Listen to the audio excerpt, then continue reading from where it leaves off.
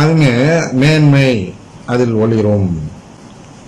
ஆண்டவரின் மாட்சியையும் நம் கடவுளின் பெருமையும் அவர்கள் காண்பார்கள் என்றார். ஆண்டவரின் மாட்சி தான் எப்போ படுகிறது என்றால் அந்த கடவுளின் குடும்பம் நிறைவேறும் பொழுது அவர் மாட்சி அடைகிறார் என்று ஏற்கனவே பார்த்திருக்கிறோம். ஆனால் அவருடைய பெருமையும் அதில் தான் இருக்கிறது. இங்க கடவுளின் குடும்பம் நிறைவேறுவதில் தான் அவர் பெருமை இருக்கிறது. நிறைவேற்றி விட்டார், கடவுளின் குடும்பத்தை உருவாக்கி விட்டார் என்பதில் அவருக்கு ஒரு பெருமை இருக்கிறது. இதெல்லாம் இவர்கள் தான் பார்ப்பார்கள். தளர்ந்து போன கைகளை திடப்படுத்துங்கள், தள்ளாடும் முழங்கால்களை உறுதிப்படுத்துங்கள், உள்ளத்தில் உறுதியற்றவர்களை நோக்கி திடம் கொள்ளுங்கள், அஞ்சாதிருங்கள். இதோ உங்கள் கடவுள் பழி தீர்க்க வருவார், அநீதிக்கு பழி வாங்கும் கடவுளாக வந்து உங்களை விடுவிப்பார். புரியுதா? இங்க நாமெல்லாம் மாட்டிக்கிட்டு இருக்கிறோம் இல்லையா? இது போன்று இந்த குருக்களிடமும் சரி, அருமுடைய இயக்கத்தினரும் சரி, இதுலயும் சரி, இது போன்றெல்லாம் இருக்கிறதுனால நீங்க தளர்ந்து போன கைகளை திடப்படுத்துங்கள். ஒரு சிஸ்டர் ஒருத்தவங்க புதுசா ஒரு சபை ஆரம்பிக்கிறாங்க. அந்த சபை ஆரம்பிக்கும் சிஸ்டர் நம் செய்தியை கேட்டு அதில் மிகுந்த ஆர்வம் காட்டினார்கள். இப்பொழுது ஒரு 6 பேர் போல சேர்த்து இருக்கிறார்களாம். அந்த சேர்த்து இருக்கக்கூடிய அவர்கள் என்ன சொல்கிறார்கள் என்றால், தளர்ந்து விட்டார்கள். யாரு எந்த குரு இதெல்லாம் பெந்தோஸ் பாட்டெல்லாம் பாடாம இருக்கிறார், அப்ப நாம அதெல்லாம் செஞ்சு என்ன பண்ணுவோம் அப்படின்னு ஒரு கேள்வி கேட்கிறார்கள். அவர்கள் நிலையை தான் நீங்க சொல்லப்படுகிறது. தளர்ந்து போன கைகளை திடப்படுத்துங்கள், தள்ளாடும் முழங்கால்களை உறுதிப்படுத்துங்கள், உள்ளத்தில் உறுதியற்றவர்களை நோக்கி தான் இந்த மோரை சிஸ்டர்கள் இருக்கிறார்கள் அல்லவா? செய்தி தெரிகிறது. இருந்தாலும் நான் சுத்தி இருக்கிற எல்லாருமே பெந்தோஸ் பாட்டு பாடுறாங்கன்னா நம்ம மட்டும் இப்படி இருக்கோம். இந்த எலியா சொன்னார் அல்லவா? அது போன்ற ஒரு நிலையில் இருக்கக்கூடிய ஒரு சிஸ்டர்ல அது போன்று இருக்கக்கூடிய எல்லோரும் என்ன இருக்காங்க? உள்ளத்தில் உறுதியற்றவர்களாய் இருக்கிறார்கள். அந்த உள்ளத்தில் உறுதியற்றவர்களை நோக்கி திடம் கொள்ளுங்கள், அஞ்சாதிருங்கள். இதோ உங்கள் கடவுள் பழி தீர்க்க வருவார், அவங்க எல்லாம் பழி தீர்த்து விடுவார், அதனால அஞ்சாதீங்க அப்படின்னு சொல்லி அவங்களை திடப்படுத்துங்கிறார். அநீதிக்கு பழி வாங்கும் கடவுளாக வந்து உங்களை விடுவிப்பார்.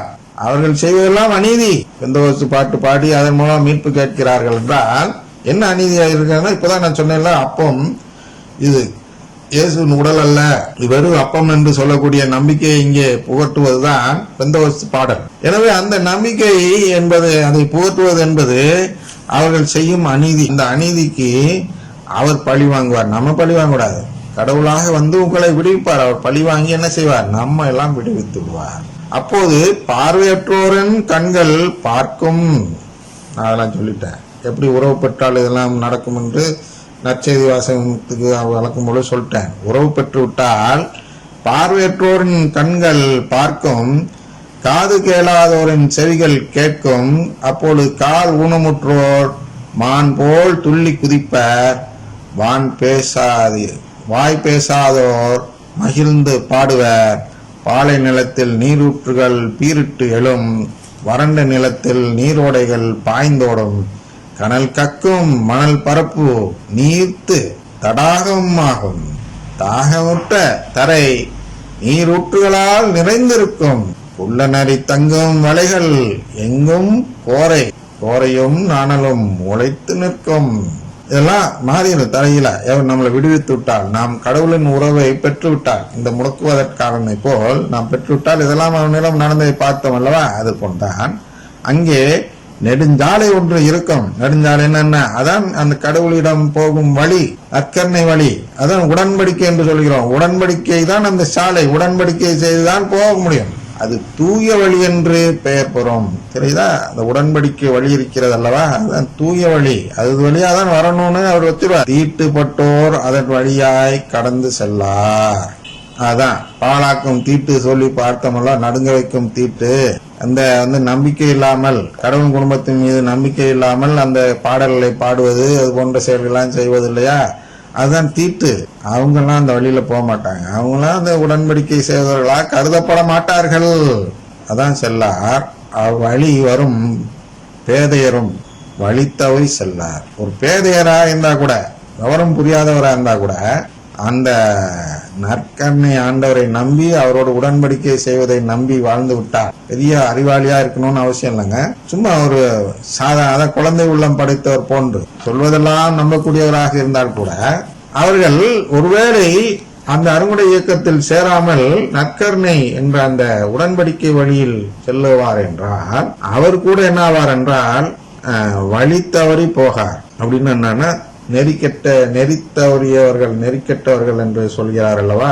அதாவது பெந்தோஸ் பாட்டு நோக்கி போய் வேற நம்பிக்கையை சென்று அடைகிறார்கள் அல்லவா. அவர்கள்லாம் இந்த வழி தவறி போகக்கூடியவர்கள் என்று ஏற்கனவே பார்த்திருக்கிறோம்.